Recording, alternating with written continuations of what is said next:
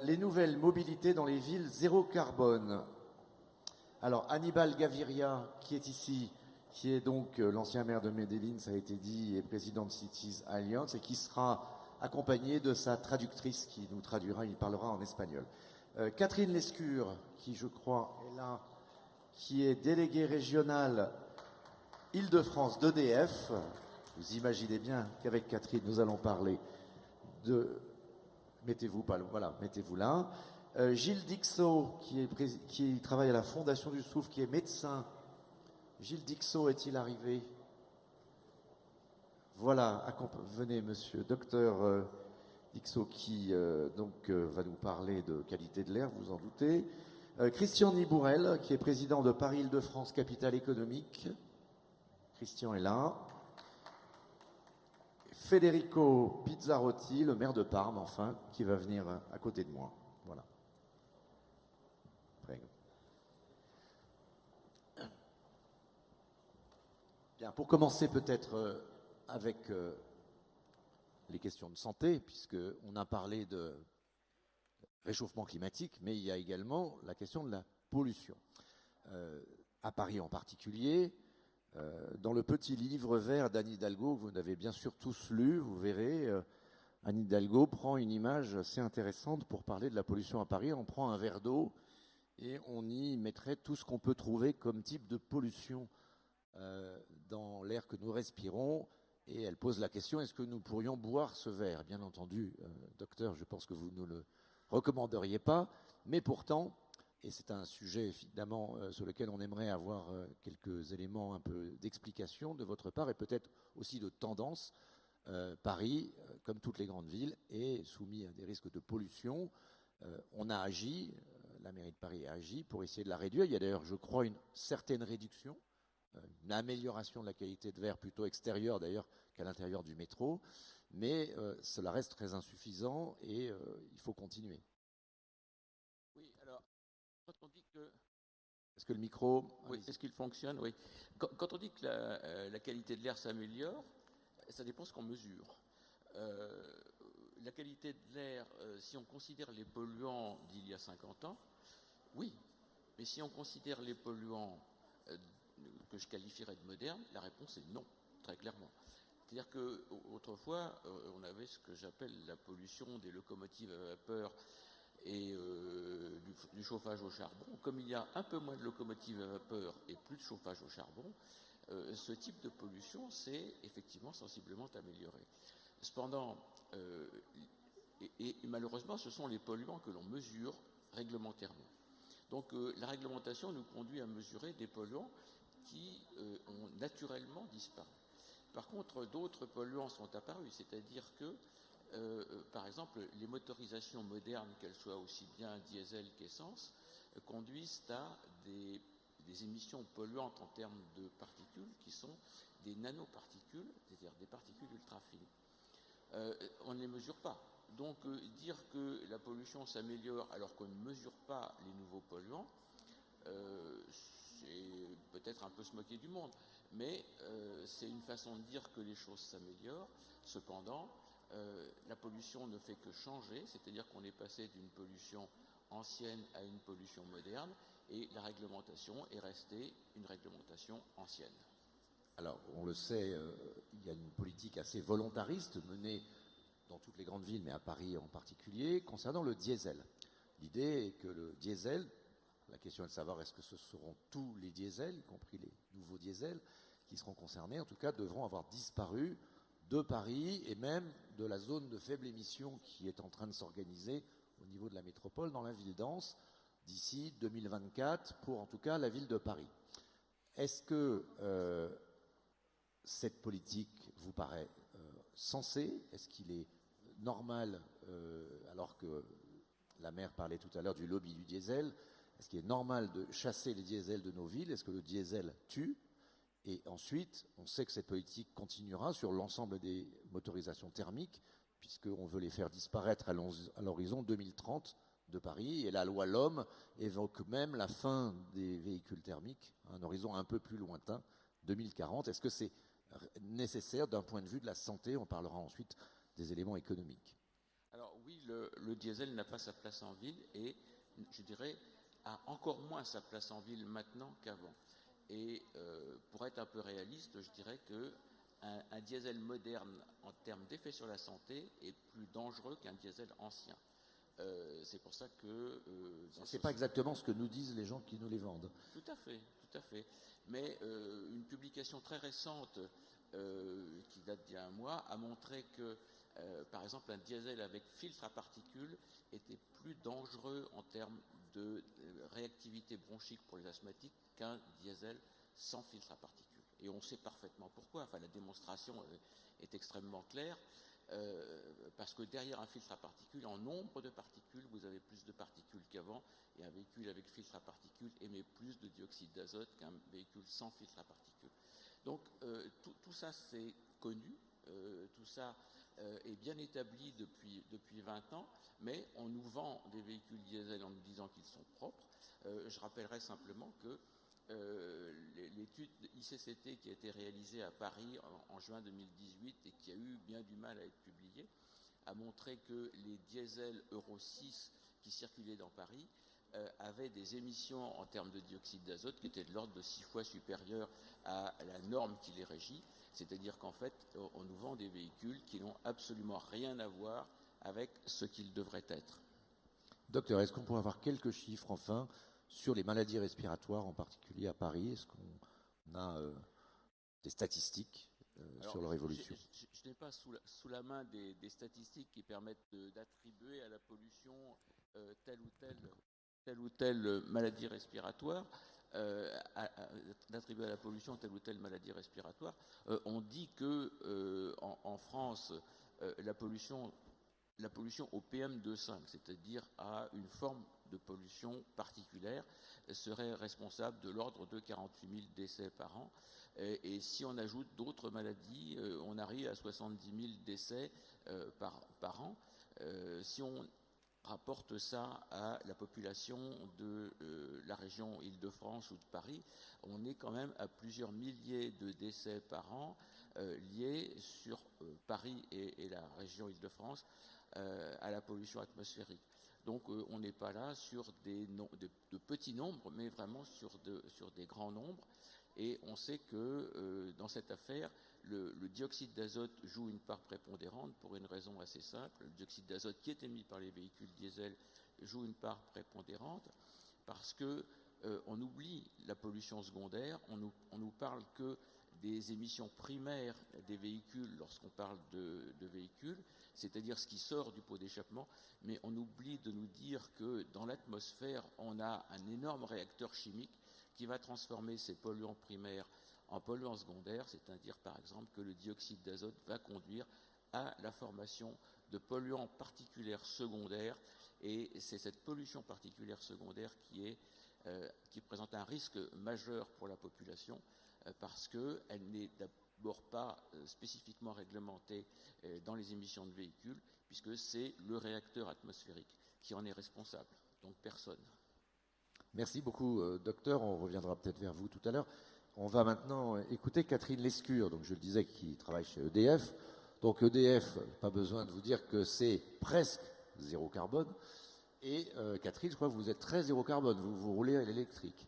Ah oui, tout à fait. Je roule électrique. Je pense qu'on roulera tous d'une façon ou d'une autre électrique. On roule déjà électrique par le métro. Est-ce que vous pouvez nous raconter, comme vous me l'avez fait, votre expérience de la voiture électrique en Île-de-France? Écoutez, c'est assez formidable de rouler électrique parce que d'abord on donnait la marque. Hein. On peut se recharger. Alors à Paris, c'est plutôt pas mal pour se recharger, même s'il va encore falloir développer le nombre de bornes de recharge. Pour EDF, on prévoit de multiplier par 10 le nombre de bornes de recharge à horizon 2023 en France. Donc en Île-de-France, on en exploite déjà 2800. On est le premier exploitant de bornes de charge, mais il va falloir, parce que ça fait partie quand même des freins à la population à acquérir une voiture électrique, c'est de se dire, est-ce que je vais vraiment pouvoir me recharger? D'abord, on n'a pas besoin de se recharger tous les jours, parce qu'en réalité, on ne fait pas tant de kilomètres que ça, en particulier quand on est à Paris. D'ailleurs, moi-même, je roule souvent en métro, je ne prends pas toujours ma voiture, même si elle est électrique.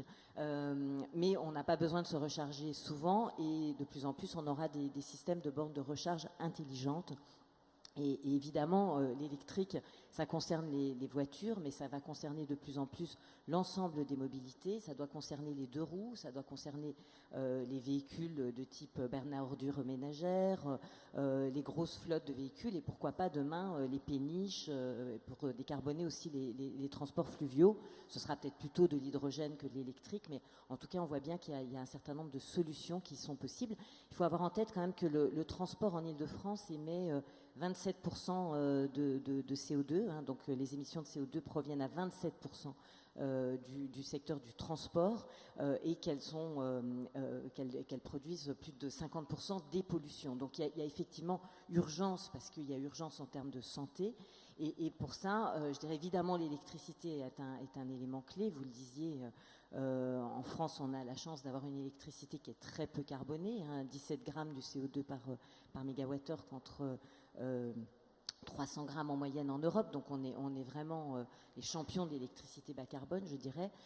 Mais en plus, le RTE nous dit que demain, on peut avoir de très grosses flottes de véhicules propres électriques à horizon 2035. Ça sera le cas d'EDF. C'est ça. Donc il y a une étude récente qui a été produite par RTE il y a un an, qui montre qu'à horizon 2035, s'il y avait entre 15 millions de véhicules électriques en France, ça ne générait pas plus de besoin de production d'électricité, parce qu'en fait, évidemment, on ne va pas aller se recharger tous au même moment.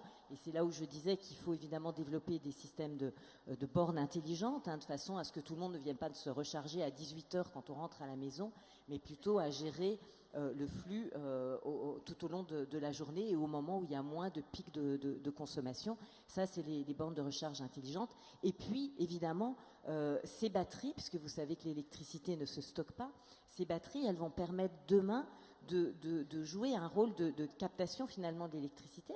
Elles vont être un moyen de stocker l'électricité, pour que, notamment avec la production renouvelable, hein, de plus en plus importante, du solaire ou de l'éolien, on va pouvoir stocker dans nos voitures électriques finalement de l'électricité qu'on pourra renvoyer soit sur des bâtiments, nos maisons, soit vers le réseau si le réseau en a besoin, et on pourra même être rémunéré pour ça. On a une filiale qui est en train de travailler sur ces sujets-là, et on y travaille évidemment avec les constructeurs automobiles. On fait des tests par exemple avec Renault pour s'assurer que ces systèmes vont pouvoir se généraliser. Donc moi je suis assez confiante, et puis on voit qu'il y a de plus en plus de véhicules électriques qui sortent, hein. Et enfin, ça fait nous des dizaines d'années qu'on travaille sur le sujet, mais véritablement les constructeurs se sont aujourd'hui mobilisés pour développer des véhicules électriques, et aussi parce qu'ils ont autrement des pénalités qui vont leur être imposées. Donc on voit bien que du coup, comme par hasard, les choses vont beaucoup plus vite. Juste pour parler du monde de l'entreprise, pour ce qui concerne EDF, les cordonniers étant censés être les mieux chaussés, votre flotte de véhicules sera 100% électrique à quel horizon ? Alors on a pris l'engagement, Jean-Bernard Lévy a signé il y a maintenant un peu plus d'un an, l'engagement EV100 à l'échelle du groupe, hein, pour l'ensemble du groupe EDF dans le monde, à ce que l'ensemble de notre flotte soit en mobilité propre en 2030. Donc avec évidemment des rythmes qui ne sont pas les mêmes en fonction des villes, et Paris va beaucoup plus vite que dans d'autres pays plus lointains comme en Chine ou en Amérique latine, mais l'objectif c'est qu'en 2030 l'ensemble de notre flotte soit électrique, et moi je suis convaincue que ce sont nous, les industriels, les entreprises, les collectivités qui devons être leaders en la matière. C'est nous qui devons donner l'exemple et qui devons d'abord adapter nos propres flottes. Ça va d'ailleurs permettre ensuite d'avoir des véhicules d'occasion qui du coup seront plus accessibles pour le grand public. Est-ce que EDF peut travailler avec les autres énergéticiens pour accélérer l'installation de bornes ? Vous l'avez dit, c'est quand même le frein principal pour le consommateur, même si vous nous avez expliqué qu'il ne faut pas avoir peur de la panne. Ça reste un frein psychologique. Alors, effectivement, on travaille. Donc, on a notre filiale qui s'appelle Easyvia qui déploie des bornes de recharge en Europe et en particulier en France, bien sûr. On y travaille aussi avec d'autres entreprises. On travaille avec Zenpark, par exemple, pour développer des flottes partagées dans des immeubles collectifs privés, pour qu'il y ait la possibilité d'avoir des bornes de recharge dans les immeubles. On a une expérimentation en cours avec Zenpark et avec Batigère, en particulier sur Paris, pour qu'effectivement on arrive à avoir des moyens de recharger ces véhicules. Et puis les entreprises, toutes nos entreprises sont en train de s'équiper en bornes de recharge, et c'est ce que propose notre filiale, de façon aussi à ne pas en déployer trop, parce qu'il faut aussi être assez mesuré là-dessus. Et puis il faut avoir un peu de bornes de recharge rapides, parce que notamment pour tout ce qui est flotte captive et pour les professionnels, et notamment les taxis par exemple, il faut aussi qu'ils aient la capacité de se recharger rapidement dans la journée dans les villes. Alors il n'en faut pas partout, il faut bien vérifier la programmation, donc c'est tout un travail, je dirais, assez scientifique pour s'assurer que on met ce qu'il faut comme borne, mais on n'en met pas non plus trop. Il faut être dans une vraie économie de moyens. Christian Nibourel, peut-être pour parler, vous avez un micro devant, pour parler un petit peu de Paris, capitale économique. Donc on sait qu'à Paris, même si ça n'a pas été sans frottement, Anne Hidalgo y a fait allusion, on est quand même dans une révolution des mobilités à Paris et en Île-de-France. Et si on regarde les chiffres qui viennent d'être publiés, même si on est agnostique sur le sujet, on constate qu'il y a un impact, il y a une baisse de la place de la voiture individuelle, en tout cas de la voiture dans le transport, moins 5% 2010-2018 en Île-de-France et à peu près moins 5% par an dans Paris, ce qui peut poser la question, effectivement, si on poursuit cette tendance, sinon d'une disparition, en tout cas d'une transformation profonde de la place de la voiture. Alors pour le monde de l'entreprise que vous représentez, c'est un changement majeur. Comment est-ce que les entreprises se préparent et s'adaptent à ces changements et comment peuvent-ils aussi accompagner les salariés dans leur mobilité, leur nouvelle mobilité? La loi LOM donne un certain nombre d'outils pour cela. Oui, je crois qu'on est passé, c'est un petit peu le discours d'Anne Hidalgo et de Jean Jouzel, je pense qu'on est passé une évidence de la nécessité de changer. Mais moi, ce qui me frappe aujourd'hui, c'est que de l'évidence, on est passé à l'exigence, donc on n'a plus le choix.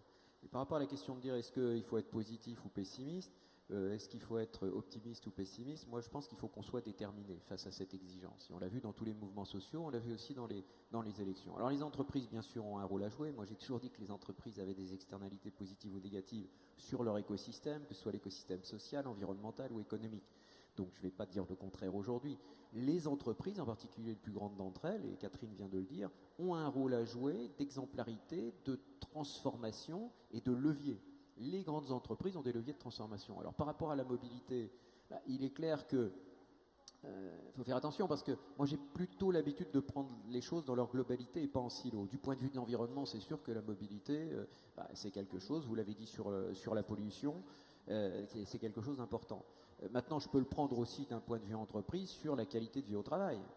Obligation de négociation aujourd'hui, qualité de vie au travail. C'est quoi, effectivement, la qualité de vie au travail de gens qui passent de plus en plus de temps à se déplacer, des gens qui prennent des transports en commun dont parfois la fiabilité n'est pas là, et d'où les plans de transition. Donc on a une exigence aussi de ce côté-là. Donc moi je le prends plutôt dans le monde de l'entreprise, dans sa globalité. Qualité de vie au travail, ok. Mobilité, nécessités différentes. Les entreprises contribuent. Je vous rappelle que la taxe transport, elle est quand même payée par les entreprises. Et sur Paris, il y a la taxe transport, il y a le pass Navigo, il y a tout l'accompagnement qu'on peut avoir sur les autres formes de mobilité. Donc ça, c'est une donnée qui ne bougera pas. Après, on peut voir aussi les autres aspects qui peuvent être qualité de vie au travail, le home working qui se développe, le coworking qui se développe aussi. Donc c'est un ensemble. On en parlera demain matin sur les nouvelles habitudes des urbains. C'est un ensemble de solutions, mais comme d'habitude, c'est pas la solution idéale non plus. On peut pas tabler, on peut pas dire tiens, si on fait du home working, si on met des bureaux de coworking autour des villes, finalement on va régler le problème. Non, parce que derrière je crée d'autres problèmes. Des problèmes d'isolement de ces populations, des problèmes de stress aussi, parce que je n'ai plus un environnement de travail peut-être aussi convivial, ou en tout cas j'ai un lien social qui peut être éloigné. Donc je crois qu'il n'y a pas de solution idéale, mais c'est cet ensemble de solutions qui me paraît important. Donc à votre question, oui, les entreprises ont un rôle à jouer et elles le jouent. Je pense qu'il faut être déterminé, même si on n'a pas toutes les solutions, il faut accepter de faire des erreurs, parce que moi j'aime bien l'exemple qu'on donne. On dit finalement le diesel propre c'est pire que le diesel avant. Bon, allez, pourtant, les gens qui ont voulu faire du diesel propre n'avaient pas forcément de mauvaises intentions, certainement de sauver toute une partie de l'économie, mais Bon, enfin, je ne sais pas, mais en tout cas, vous voyez bien qu'une solution d'un côté, alors je peux prendre l'électricité, on me dit les batteries, il va falloir les recycler, donc c'est aussi une autre forme. Est-ce que c'est pour ça qu'il ne faut pas y aller? Non, il faut y aller. Il faut y aller et accompagner dans une trajectoire qui soit acceptable par les citoyens, en particulier ceux qui sont en difficulté, qui ne prennent pas simplement un aspect de la situation, mais la globalité de la situation. C'est ce que j'ai dit tout à l'heure. Si je me place du point de vue de la qualité de vie au travail, alors la mobilité a un impact. Donc moi, entreprise, si je me préoccupe de la mobilité, je travaille sur la qualité de vie au travail et donc sur la performance de l'entreprise. Ce n'est pas forcément qu'un coût. Par contre, si je ne me fais que sur des coûts, j'ai vu qu'il y avait une taxe qui avait été quasiment votée, puis pas votée hier ou avant-hier à l'Assemblée nationale, sur le dernier kilomètre par rapport à ces grands entrepôts. Moi, je veux dire, de taxe en taxe, on est là, on va dire, bah oui, c'est bien de taxer. Bah oui, c'est bien de taxer. Parce que finalement, ça a forcé les gens. Oui, mais de taxe en taxe, quand je prends la globalité de ces taxes, par rapport à l'entreprise et à sa nécessité de fonctionner, de se transformer, et quand même d'avoir des collaborateurs, de les rémunérer et de contribuer, hein, ces externalités positives sur l'économie, l'environnement et le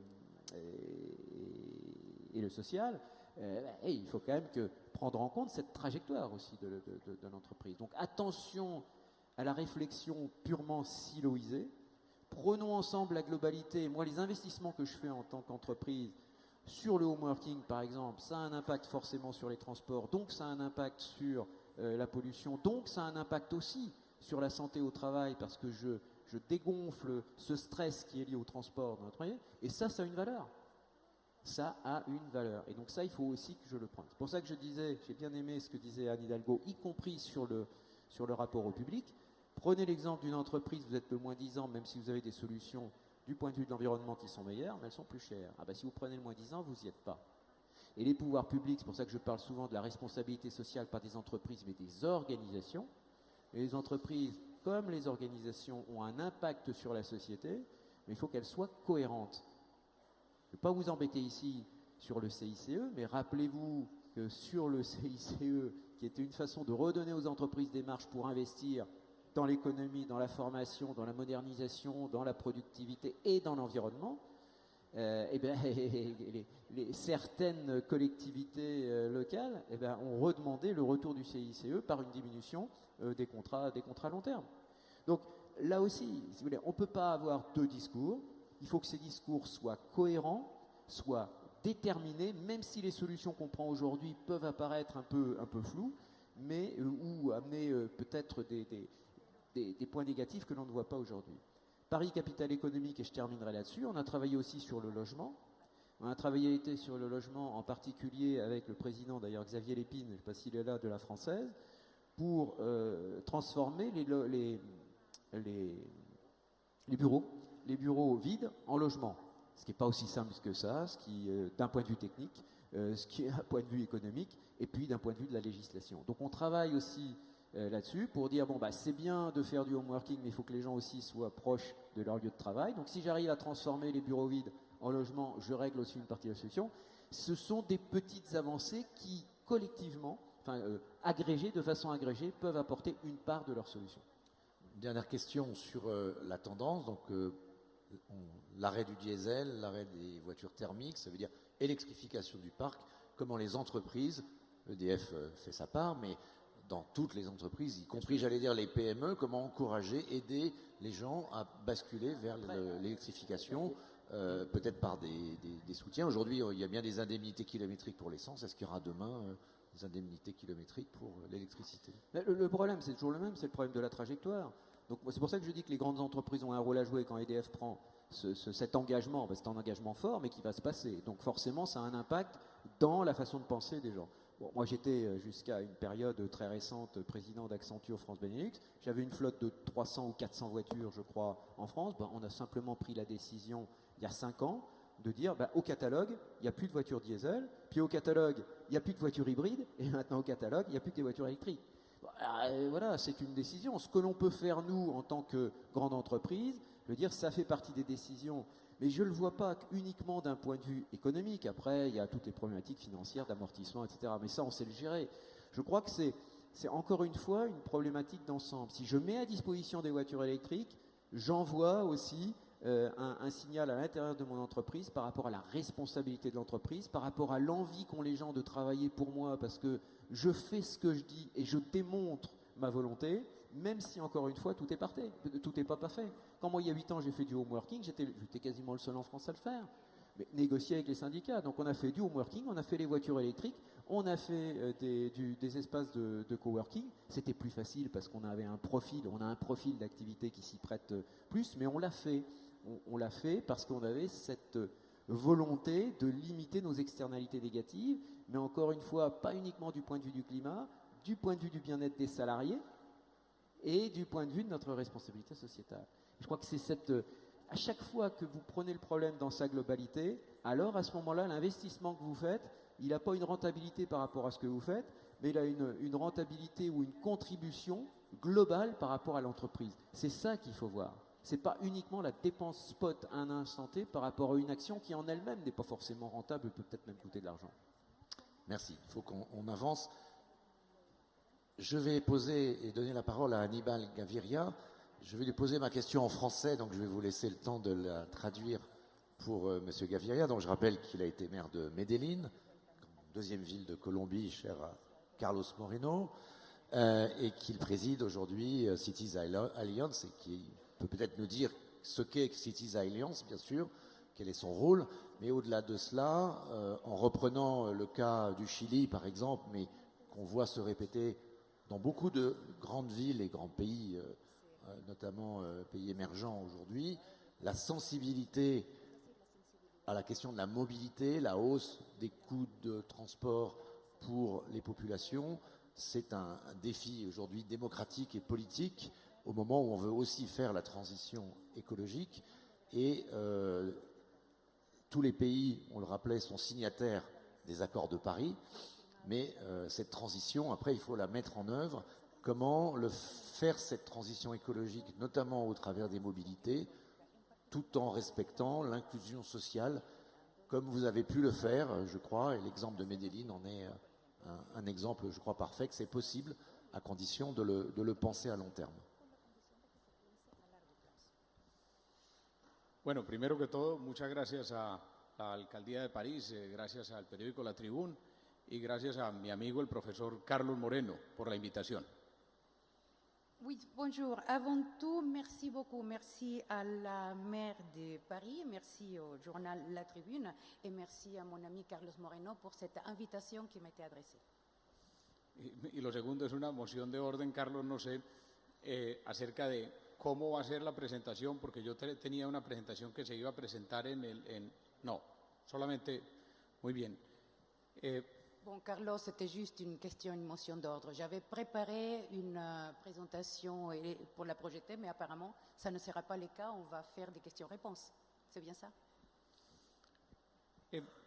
Entonces, respondiendo a la pregunta, yo creo que hay una conexión muy clara entre el problema más grave que tiene, sin ninguna duda, América Latina.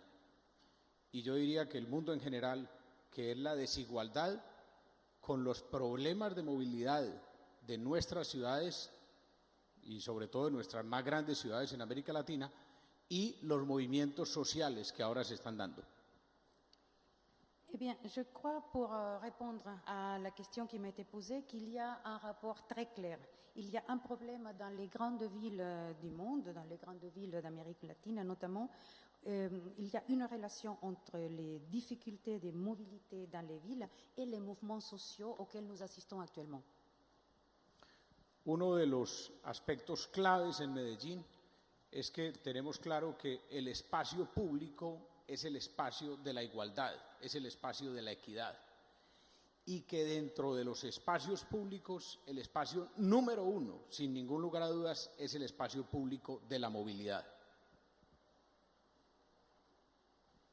Oui, à Medellín, il y a quelque chose qui est extrêmement clair pour nous, c'est qu'il y a un espace public. Et cet espace public est l'espace de l'égalité et de l'équité. Et à l'intérieur de cet espace public, de cette équité, la mobilité a un rôle particulièrement important. Por eso, las más grandes inversiones que han producido la más grande transformación en Medellín han sido inversiones en espacio público y fundamentalmente inversiones en espacio público de movilidad.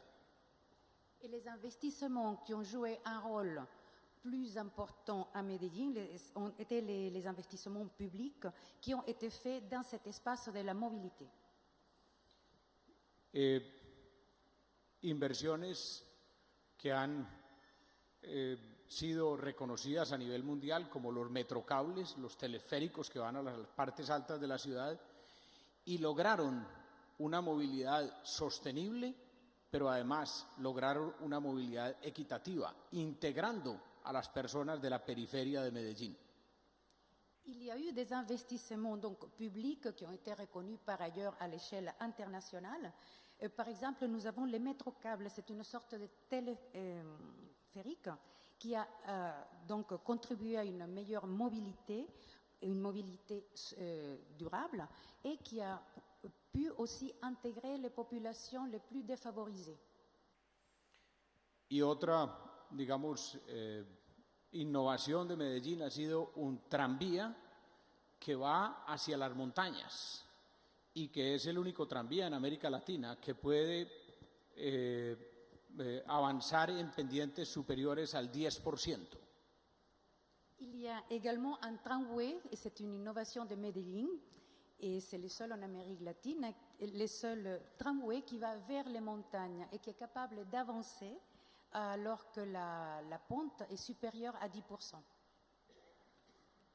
Hay algo que tengo que reconocer allí, que es muy bonito reconocerlo aquí en París, y es que estos dos sistemas de movilidad han tenido una altísima cooperación entre el pueblo de Medellín y el pueblo de Francia, porque los dos han sido realizadas con tecnología francesa y con el apoyo de la Agencia Francesa de Desarrollo. Il faut quelque chose que je voudrais reconnaître, et ça me fait particulièrement plaisir de le reconnaître ici à Paris, c'est que ces deux moyens de transport que je viens de vous décrire ont été réalisés grâce aussi à la coopération française parce que il y a une technologie française qui s'est appliquée. Nous avons eu aussi la contribution ou la participation de l'Agence française pour le développement. Y aquí combino los dos más grandes retos que tenía nuestra ciudad Medellín y que tiene América Latina. El primero, que reitero, es la desigualdad y el segundo, la violencia, han sido de alguna manera atacados con esa transformación de Medellín en una movilidad sostenible y en una movilidad equitativa. Et donc ici, je voudrais combiner les deux défis auxquels je fais allusion, qui étaient un défi très important pour Medellín et qui l'est toujours pour l'Amérique latine. Je veux parler de l'inégalité et de la violence. Et à Medellín, nous avons pu marquer un point contre la violence et l'inégalité parce que grâce à ce système de transport, nous avons pu les réduire. Y el segundo bloque es el segundo, digamos, gran concepto de transformación en la movilidad de Medellín, es el proyecto de parques del río Medellín. Il y a un deuxième projet, un deuxième concept qui est important dans cette transformation de Medellín, c'est le concept des parcs du fleuve Medellín.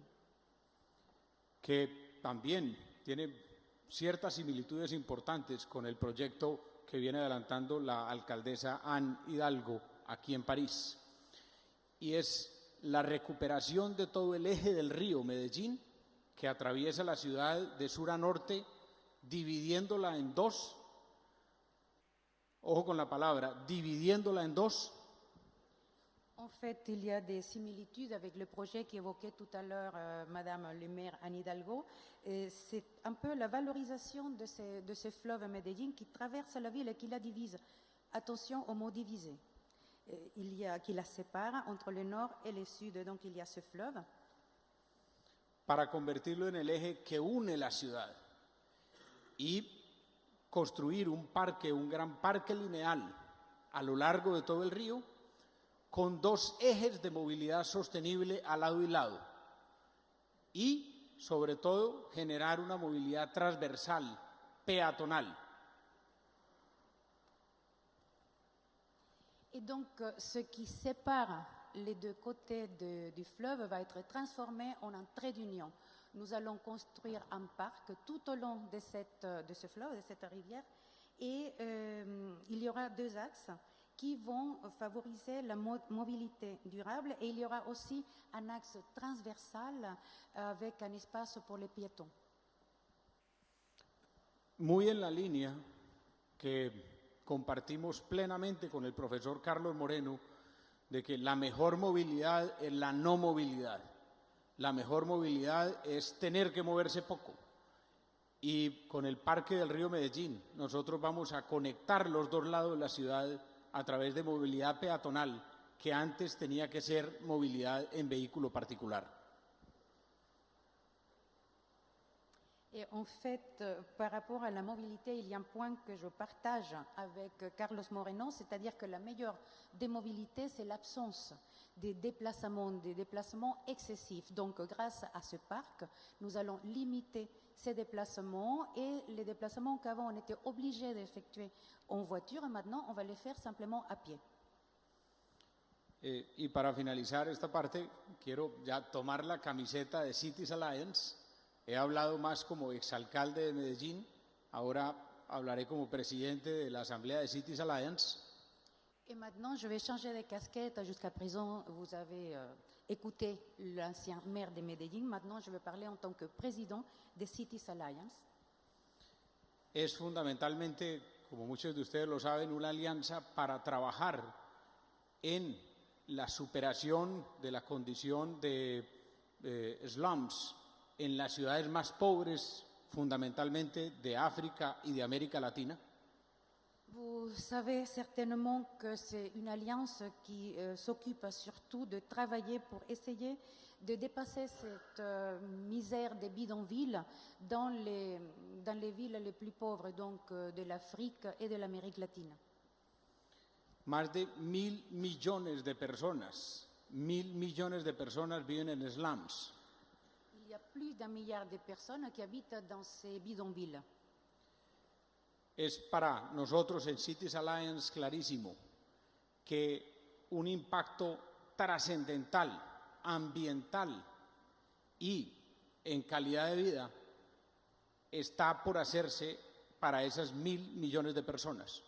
Et pour nous, c'est extrêmement clair. Il faut avoir un impact positif quant à l'environnement et quant à la qualité de vie de ces milliards de personnes. Y parte sustancial de eso, sin ningún lugar a dudas, será el rediseño de esos sectores informales de la ciudad y el rediseño en términos de movilidad sostenible. Il faut donc une nouvelle conception de cette économie ou de ces secteurs informels de la ville. Il faut une transformation radicale, et il faut aussi être au service de cette population et pour qu'ils aient un niveau de vie durable. En los próximos 30 años, más de 3.500 millones de personas llegarán a vivir, a ser habitantes urbanos. Esa es la más grande oportunidad y el más grande reto que hoy tiene la humanidad. Dans 30 ans, 3,5 milliards de personnes vont habiter dans un environnement urbain. Et ça, c'est le plus grand défi et la plus grande opportunité aussi pour l'humanité. Y desde Cities Alliance y con la experiencia de Medellín queremos participar en la construcción de ciudades, de esas ciudades del hoy y de mañana más sostenibles y más sostenibles en movilidad. Et à partir des Cities Alliance et en prenant comme base l'expérience de Medellín, nous voudrions construire ces villes de demain, enfin, ces villes d'aujourd'hui et les villes du demain qui soient beaucoup plus durables. Gracias. Merci beaucoup. Je crois que même en espagnol, vous comprenez très bien. Et donc, merci encore pour ce témoignage passionnant sur la ville de Medellín. Alors là, on traverse l'Atlantique, un peu de la Méditerranée, et nous allons dans la ville chère, alors je ne sais pas à qui d'ailleurs, mais en tout cas la ville de Parme, avec le maire de Parme. Alors Parme est très connue pour sa gastronomie et notamment un certain fromage que nous adorons tous. The best cheese with the best champagne. We know every day. Federico Pizzarotti donc, va nous parler en anglais, vous l'avez compris. He's going to speak English, so you have a translation if you need. Quels sont, what are the main topics in Parma in terms of mobility? You have a lot of innovation, I've seen, especially for the parking, for example, and of course in all the historical center in Italy. We know that the cars are not allowed for everyone. It's much complicated.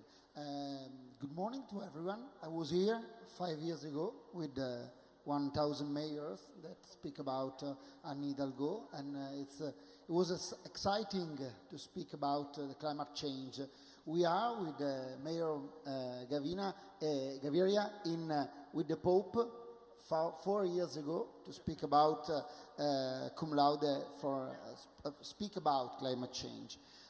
Every mayor, I think that the change in every city, because we are front line, Anne Hidalgo says that we are the front line, because the politician level with parliament are much more, have distance between the citizen and between their needed. And the mobility is one of the key now to change the life of the people. But I think that the much more important model are what we want to move.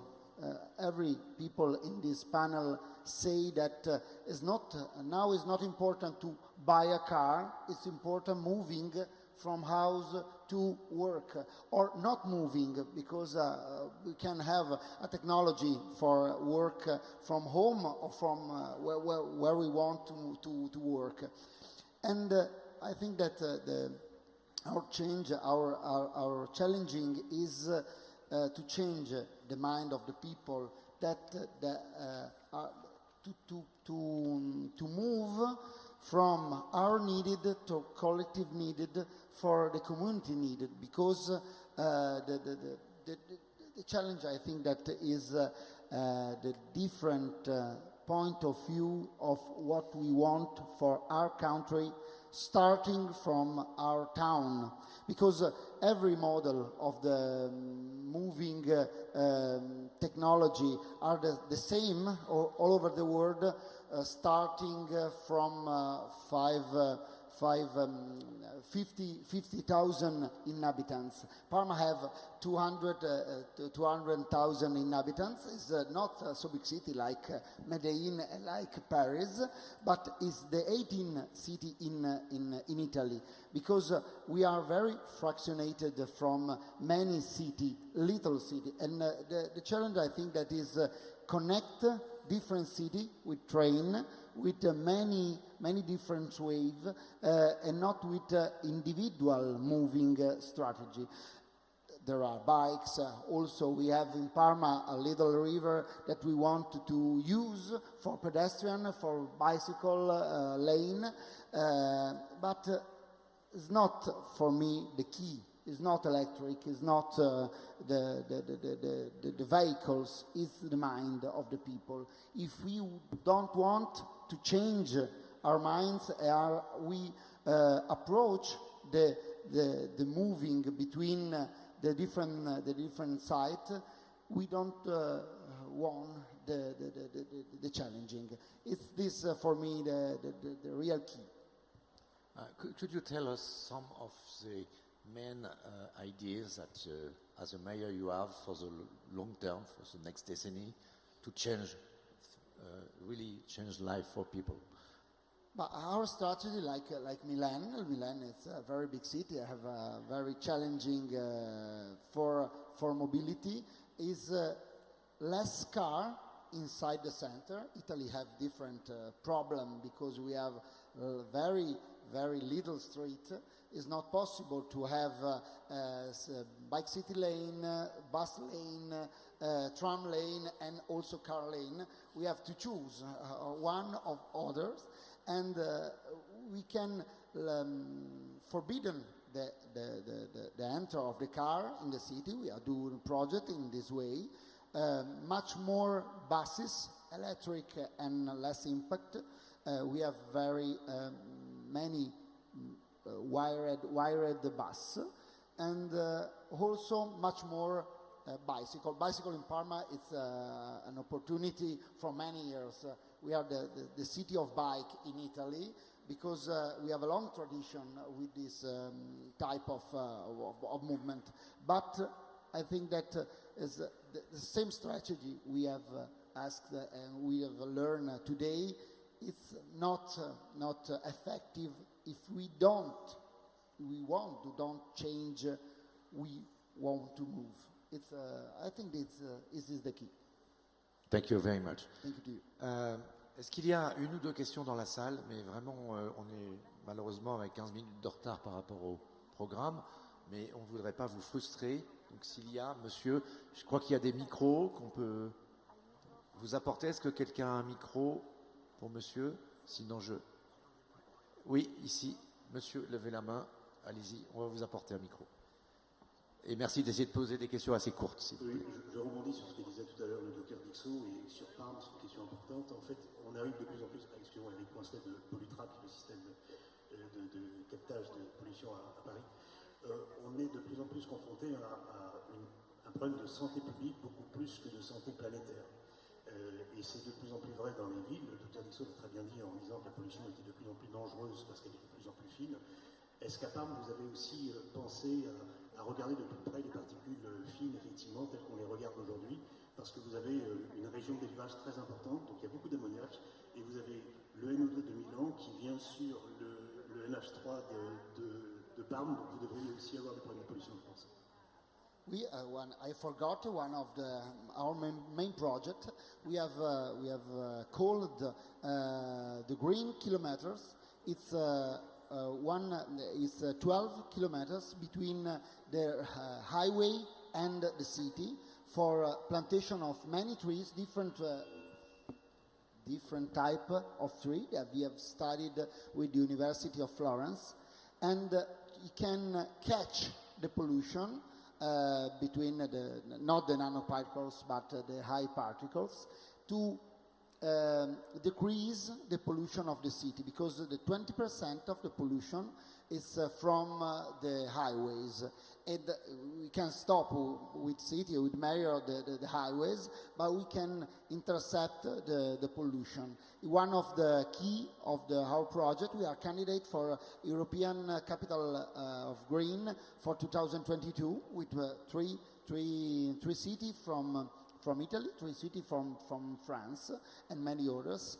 And it's one of our project we can copy from many other cities, because I think that the green solution can help us not with only plantation of many trees, but the strategic plantation with the street and also the highways. Thank you. Est-ce qu'il y a une autre question? N'hésitez pas à vous manifester. Je n'en vois pas, mais sinon protestez si je ne les ai pas vus, parce que d'ici on a les lumières dans la figure surtout. Je voudrais remercier donc le panel, merci encore de toutes ces informations.